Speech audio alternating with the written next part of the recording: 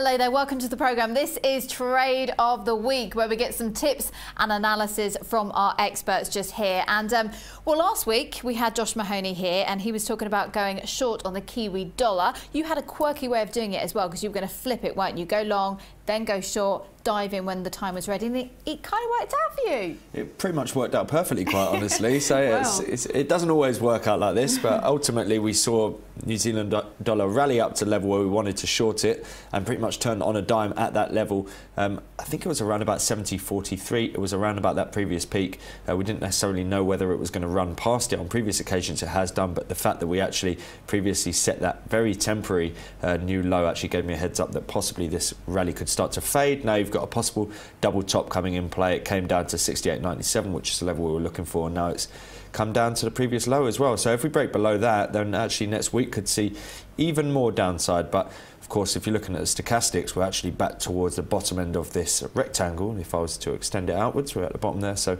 there is a chance we could start rallying once more and then possibly create a new lower high. But ultimately, well done.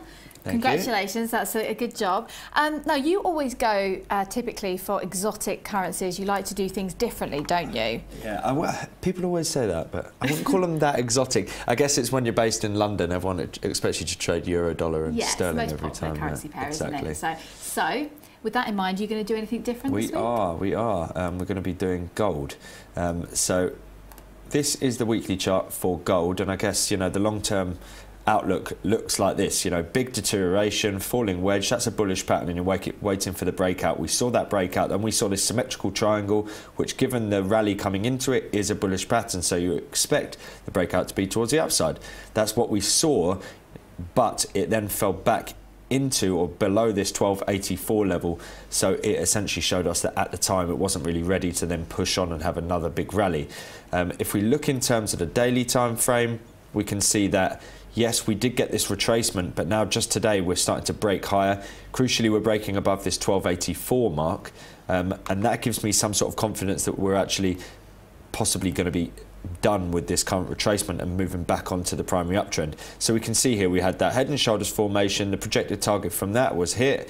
Then we saw this sort of bottoming pattern where you can see we've now created this higher high alongside the higher low. So that gives me the confidence that actually we'd be very easily we could be moving back onto that bullish trend. So I would say that I'll be long gold right now. I'll put my stops around about 1267.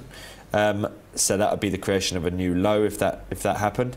And then I guess we'll just let it run, to be honest. I mean, ultimately this could, you know, in my opinion, you know, easily surpass that sort of 1300 mark, 1303.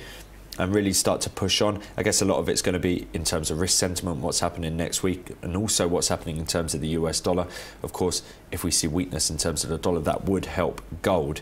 But really, you know, we'll just have to see how it plays out. That non-farm payrolls figure was very weak, so that would, you would think, over the coming week, see some downside in terms of the US dollar. But certainly, this looks like it's starting to turn back towards the upside, back onto that uptrend, which is where we wanted to get on. So I think it's now a good opportunity to get onto that uptrend and hopefully ride it higher until this time next week. Ooh, and do you think there's any potential hurdles ahead that could put it in the other direction?